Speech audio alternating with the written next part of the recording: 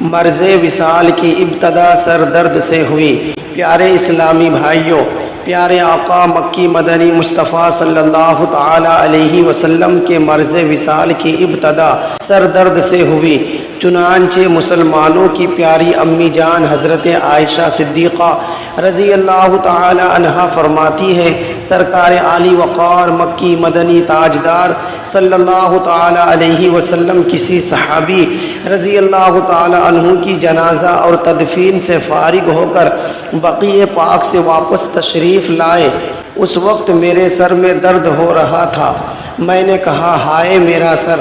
آپ صلی اللہ تعالی علیہ وسلم نے فرمایا، اے عائشہ، تمہارا نہیں بلکہ میرا سر۔ اسی وقت سے آپ صلی اللہ تعالی علیہ وسلم کا مرض وصال شروع ہو گیا۔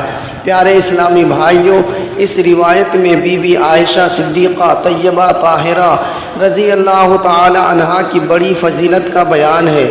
علماء کرام فرماتے ہیں، اصل میں سر درد سرکار عالی وقار رسول مالک و مختار صلی اللہ تعالی علیہ وسلم کو تھا۔ اسی کا اثر سیدہ عائشہ صدیقہ رضی اللہ تعالی عنہا کو ہو رہا تھا۔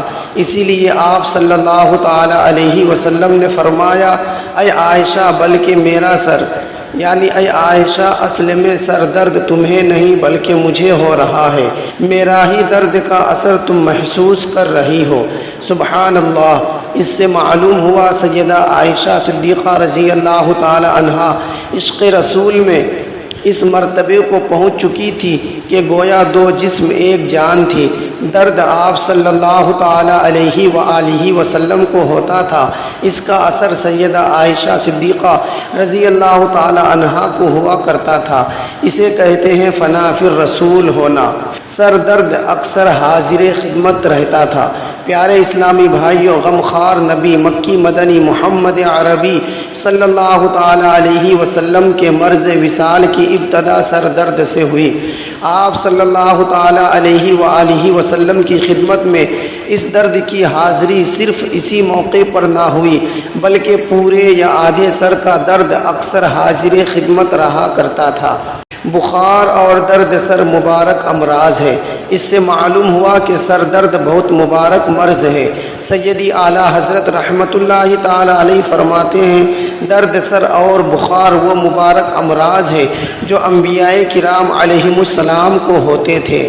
سر درد کے شکرانے میں 400 رکعت نفل۔ منقول ہے حضرت فتح موصلی رحمت اللہ تعالی علیہ کو ایک مرتبہ درد سر ہوا تو خوش ہو کر فرمایا، اللہ پاک نے مجھے وہ مرض عطا فرمایا جو انبیاء کرام علیہم السلام کو ہوا کرتا تھا۔ پھر آپ نے اس کے شکرانے میں 400 نفل ادا فرمائے۔ اللہ اکبر۔ غور فرمائیے، ایک یہ اللہ پاک کے نیک بندے تھے کہ سر درد ہوا تو شکرانے میں 400 نوافل ادا کیے، اور ایک ہم ہیں، ہمارے ہاں عموماً معمولی بیماری پر جماعت ترک کر دی جاتی ہے۔